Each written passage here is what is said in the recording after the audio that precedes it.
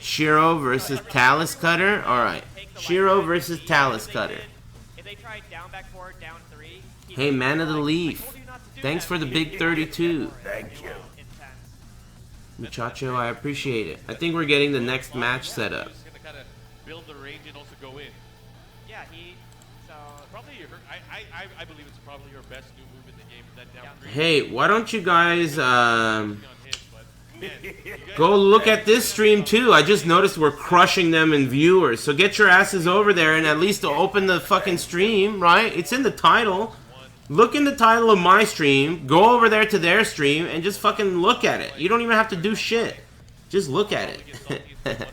So that way, this is what's going to happen. If you go over there and look at it, they're going to be like, oh, fuck, this was a great idea. We are going to let Eris do this shit every time because he sent all these fucking stoners over here, and now all these stoners are here. You see? You got to use your stoner brains for a change. Put the bong down, open another browser, and get your dumb asses over there. Open that shit up, for Christ's sake. I didn't notice we were fucking butt smuggling all their views. You know? Jeez.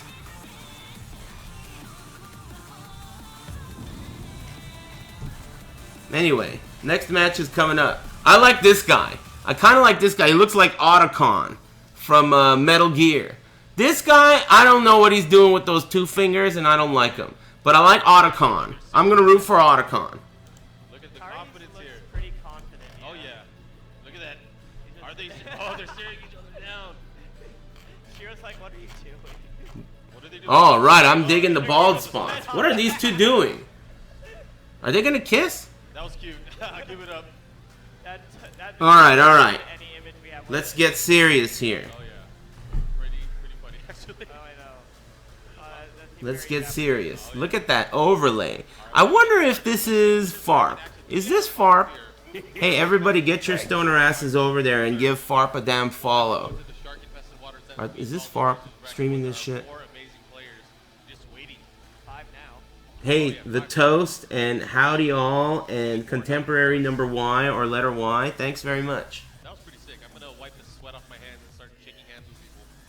In America, does anyone ever do that? No, we leave the sweat on our hands in America. We do not wipe our hands. In America? What is he talking about? JT Chinoy is like fucking like 29 years old and he moved to Japan when he was like 27. And he's asking Markman about what happens in America? Are you fucking out of your mind? He's acting like he was born in Japan now and shit. Bro, you lived here like 3 years ago.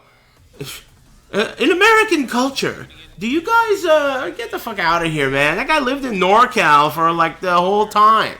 Get out of here. Jesus Christ.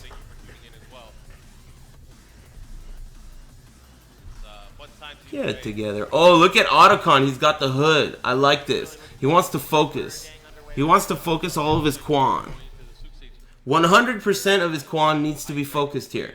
Woo, he really is focusing. And Steve Fox is the old school guy. So is one player the... Otacon is the Kazumi player, I think. I'm pretty sure Otacon is the Kazumi player. Actually, I heard from a couple people the other issue is because Kazumi doesn't really have many crush moves. Steve's flicker is actually going to be may actually be a problem as well. We'll see. You know, Shirou is an old. Wow, look at that costume. I swear, this VHS tape is got to be like 15 years old. How he works with the tool set here. Die Hard with a Vengeance on VHS. I have that somewhere, I think. Don't really have the best launchers. Man, aggressive. Oh, wall splat early, and look at the resplat. Masaji doesn't finish the whole thing, but it didn't matter. By that time, he almost got all the damage anyway. Dude, he's kicking the shit out of this guy. Oh, wait a minute, it's not over. Counter hit magic 4 combo, it's one of her specialities. Look at this comeback he just made with Rage. And the dog pushes in. That does... Oh, the mix-up. Look at the comeback! Kazumi is a cheap fucking character. Poke heavy. She has dogs. She has cats. She's a cheap character, but I like her character design. Because at first I thought it was going to be all about the cats. But it's not about cats. It's more about honor. You know, and that's what I love about her. Damn, he came all the way back. That was fucked up. That's why Alright, Steve, get it together, bro. I'm rooting for the Steve player because I like Steve more. I think he's fun to watch, but this guy's getting fucked up. And the thing is, you gotta remember, it's 3 out of 5. They probably are thinking, I got plenty of time to feel this out. They're not used to this shit. That was unblockable, by the way. If you block that first, I forget what the notation is, that first punch, the rest of it, you get another hit. On block. Shit's fucked up. No, it's just a distance thing now. So the first hit has more pushback now. Oh, okay. Okay. Alright, down 3. I wish I could, like, hear what they're saying, too. Steve got his hit in. Flicker 2 into the fall. They're probably gonna... Markman and especially JT. JT, if you're interested about learning more about the game and... You know, JT is really gonna give you good information. He knows a lot about the game, and he's familiar with the scene in Japan. He's an active player in Japan. So if you're interested in that, I recommend listening to his commentary, even though he's gonna sound... You know, he's not going to be the most charismatic book on the shelf. But, you know, you're going to learn something from him, I think. A lot more than you're going to learn from me. I'm just going to talk shit about JT the whole time. So, you know, it's really like... it's really your call. You feel me? Ooh. Stepped on the sneakers. He has a couple of so Steve's playstyle, he's one of the more, like, most characters are very similar in Tekken, but he's one of the characters that's not like many others, where he doesn't have any kicks and he doesn't have very good lows or good, like, ways to open you up in terms of mix-ups. So you have to go with, like, offense and counter hits. You gotta fish for counter hits, and you gotta use his sways to, like, smother the opponent. He's an awesome character design, but some characters, like, you know, the big characters are kind of unique because you can't move around. Steve is unique because he has no kicks, and Eddie is unique because you can't sidestep. So these are the types of characters, archetypes that really exist. Other than that, everyone's more or less the same. Lots of similarities between every character. Like 10 frame, 12 frame, 13, 14, 15 frame punishes. Most characters have something to deal with every category in some way. Some are better than others, of course, but, you know, it's just like a very... It's more about learning how to play Tekken as a game, like as a system, than it is about learning a specific character. You know? Oh yeah, Akuma is another one. I don't know much about Akuma, but he's definitely playing his own game. In this game, for sure. I'm still learning. I don't know much about him. He's definitely going to be a problem character, though. He's super good, in my opinion. Even still, after they nerfed him 10 times.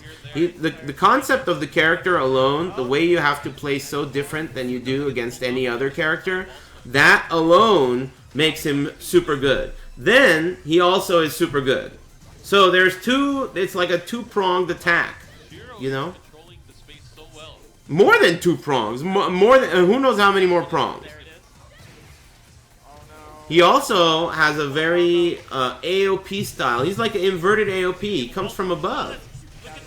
No one comes from above in this game. None of the hitboxes, nothing in Tekken has ever given a fuck about anti-airs. They've never even considered that when designing moves. So some characters have really good anti-airs, and other characters just don't. So he's jumping all over your ass, and you're like, what the fuck? This is Tekken. But I don't have an anti-air. You feel me, Bruce? Hey, Zonk Punch, thanks for that subscription. Alright. I like what I'm seeing from this this character. Electric as an anti-air. No way, Jose. It's not possible. You can't even do, like, you need something very fast. I mean, you could do an electric as an anti-air, but not when they jump. Like, you can't watch Akuma jump off the ground and then do an electric. It's not fast enough. You can't do an electric after Akuma leaves the ground like that. Horang and Bake play their own game. Hell no, they don't. They're normal Tekken players. They're normal Tekken characters. They have moves, they have side steps, and they're not big. Those are the only things that create archetypes in this game. They have normal movement. Akuma, by the way, does not. Akuma's movement is like a big sluggish tank. He's got different tools. But in Tekken, really, it's about a large-sized character or a hindered movement character, which kind of is similar. And then you have a character like Steve, which is unique because he's got no kicks, right? He's very unique. And then you have Eddie, because he can't sidestep. His sidestep is like, it might as well not even be there. But other than those characters, I don't think that there are many other archetypes. The rest is just history, you know, the rest is Tekken. I might be forgetting a character or something, but that's generally how it is. The point I'm trying to make is that you shouldn't really worry too much about what character you're using. Unless you end up using one of these characters that I'm talking about, in which case, you just have to be aware of what you're getting into. You know? I mean, it's really not that big of a deal. People worry too much about character choice in Tekken when the bottom line is you're trash and you're gonna be trash until you give up, guaranteed. So don't worry about it. Just try to have as much fun as you can. Doesn't matter who you pick, you're gonna suck 6 dicks. Guaranteed. So just have fun and relax. Pick your favorite character. Don't worry about who's easy. Don't worry about who's good. Pick your favorite character. The one you really connect with. The one where when you watch this character, you think, man, I would love to do that. I would love to do that move or that, you know, that sick-ass throw or whatever. Because it doesn't matter who you pick. You're garbage. You're going to get crushed. And that goes for everyone at every skill level. The best players in America go to Japan and they get their shit pushed in like little babies. I've watched Jimmy J. Tran get fucked up so hard by Japanese players, and then he just looks at you, and I know, you don't have to tell me anything. Don't even say anything. I know. This guy's good, and he's a bitch. You don't even have to say anything. And I'm talking about the best player in America here. And he's getting smashed in Japan by a kid, you know? Damn, he took it. 2-0. These guys are turtles. You know what they need to do is they need to change the clock in Tekken 7 to 250 seconds. That's what I want to see. Can we get a 250 second clock in Tekken 7? Damn, can you guys see this guy on the bottom? Oh, he's getting fucked up. Oh my god. That is tight. I thought he was the other guy. I thought he was the Steve player. He's the Kazumi player. Otacon is the Steve player. Nice. Nice. Otacon is the Steve player. Good shit. For the rage system and the power crush system and also just movement in general. So if you guys check out Tekken.com, we have a series of videos and a write-up that kind of go over the basics of the game. And we're working with the community to have some more advanced tutorials in the future. What's he doing? Did he throw up in his hand? I don't know. I think he's trying to regain the sweat he lost earlier when he wiped it off. Oh, yeah, see, you don't Got a sip of hydrated. water. All this yippity yapping. So Otacon is the Steve player. I heard that Mark said he was a old school player that started playing Tekken again. I think that's funny because I think Tekken 7 is going to attract a more old school audience than Tekken Tag 2. Tag 2 was a bit hectic for old timers, you know? And I've gotten that. Ooh, again, nice. That's oh man, he didn't do it that time. I don't think he thought it was gonna get blocked. Ooh, Albatross. Excuse me. Steve is such a cool character. He's one of the characters that I've always liked, but I never learned how to use. And he's also a character that I'd like to use in Tekken 7. I'd like to eventually learn how to use him. This game's gonna be a lot of fun. She gets a crumple stun. That follow-up it hurts so much afterwards. She gets a freeze grounded punch. Yeah. And it's something that probably is in the back of the mind of Shirou. Damn, look at these mix-ups. The defense of this Kazumi player is very good. Both these players are very defensive too.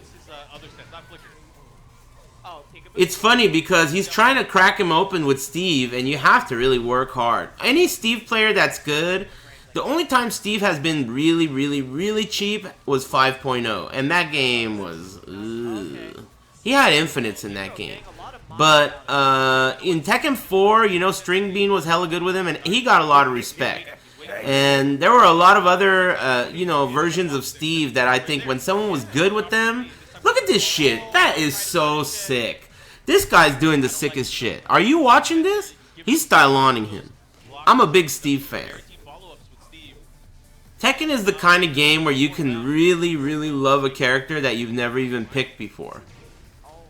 Did you see that? That was a combo. I hate to say that Kazumi needs to go in. It's hard for her to go in. It is. Especially in this matchup. Yeah. She's a really poke-heavy character. That could be a big Defensive, poke-heavy. But this guy is really just blocking all day. He's getting fucked up. Look at the wall break. Here's the corkscrew. Still gets the screw. No wall. Not to the other wall. Now it's Raging. He has Ooh. a comeback chance here. Let's see what happens. Nah, he's toast. Forget it, brew. The wall now. Now we see the Beat it, kid. Otacon's got your number. Wait a minute. Nice low parry, right? You gotta give it up when credits due. Sidewall. What's he gonna do with it? It's not over. It's not over. Oh my god. The no mix-up would have done it. Oh, he should have done the no mix-up. The classic trifecta would have killed him off. Thank you. Hey, Lord Umbasa, thanks for the resub. And also Captain Winchester, thanks for the resub. Alex Core donated $2, but as I said earlier, it's got to be $4.20 for Samantha to give a shit about the message. And remember, I can't read. Oh no. Yeah, Tiger has It's probably an unproofread stoner message anyway. I'm kidding, I'm reading it. Yeah, I knew it was. Time for him to start. Thanks for the $2, kid. Oh wow, right under the rocket launcher. It looks like this one's a wash, right? Unless this Kazumi player sells his... Ooh, that was a command grab out of the demon flip. Get the fuck out of here. That was so sick. That is my favorite new addition to Steve. Steve now has a mid-hitting orbital punch. Look at this guy. He looks like a grandma. He has an orbital punch, and it's a mid-hitting launcher. I think it's maybe minus 14, but it's super good. And he's never had that before. So Steve can now do like a clutch, instant sidestep launcher. Usually Steve has never had like a good hitbox launcher from that situation. But now in Tekken 7 they gave him that tool. And it is super buff. Steve is buff. Mega buff. Anyway.